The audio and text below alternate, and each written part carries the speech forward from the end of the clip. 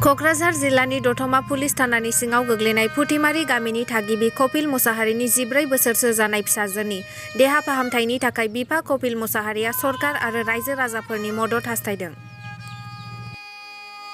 बिथां कपिल मुसाहारिनि फिसाजोनि थाबथानाय गैयै हिन्जावफोरनि दानसेयारि बेराम जानायनि जाहोनाव गोबां लोरबां जानानै दं। बे बेरामिखौ चिरां जिल्लानि थुक्राझार क्रफ्ट्स मेम'रियेल हस्पिटालाव देहानि फाहामथाय होगासिनो दं।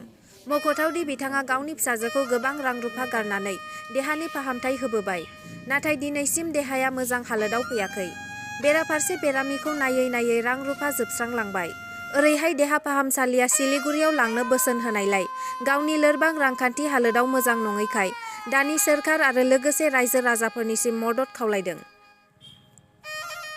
बिनिखायनो रायजो राजाफोरा मदद होनो क'क्राझार दालाइनि बेंक अफ बर'दानि गोमोथाव ब्रह्मनि एकाउन्ट नं 40788100007119 IFSC BARB0 क'क्राझाराव रांनि मदद हरनो हागोन एबा 7086550087 नाम्बाराव सुलाद लानो हागोन।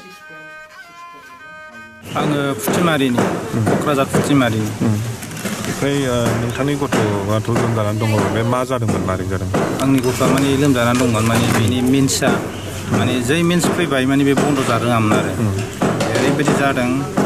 क'क्राझाराव डक्टरनाव लांदों, खेबनै खेबथाम लांदों, बेनि मेन्सखौ माने बन्द' खालामनो हायाखै आरो ओमफ्राय न'आव लाबोफिनलाय लांलाय बिदि जाबाय थादों। ओमफ्राय क'क्राझार डक्टर हायैनि बङाइगावआव लांफिनबाय, बङाइगाव डक्टरनाव लांबाय, बङाइगावबो हाया, एकदम नन स्टप माने गबाय थायो आरो ब्लिडिं जाबाय थायो। ओमफ्राय दाना बङाइगावनि डक्टरा हरनै हरथामसो सिकित्सा खालामनानै थै सोबावबाय। थैया माने 8 पेकेटसो सोनाय जाबाय आरोखि बे गथ'नाव।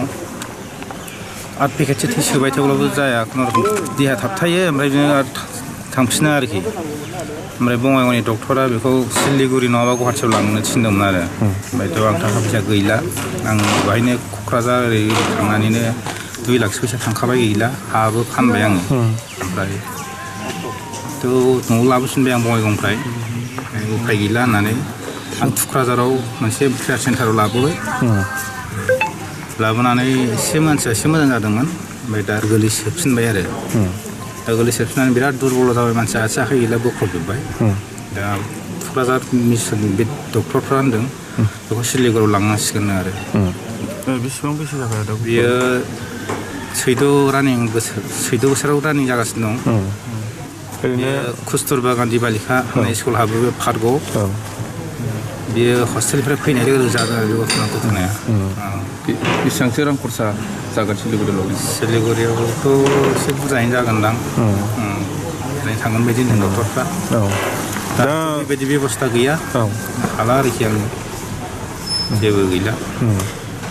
दा सोरबाफोर जुदि सरकारा, जोंनि बिटिआर सरकारा जुदि एसे अनसुंथाइ होयोब्ला आसा खालामदोंमोन आरो रायजो राजा आंनि सायाव जुदि अननाय दङब्ला एसे डक्टरा हामगोन होनदोंना? डक्टरा हामगोन होनदों। सिलिगुरियाव माने प्लेटेलेट थै नांगौ, बिनि थैया गाज्रि होनदों आरोखि, माने बिनि थै हमथाग्रा माबाया गाज्रि जादों आरोखि। सिलिगुरियावल' जायो बिनि सिकित्सा आरो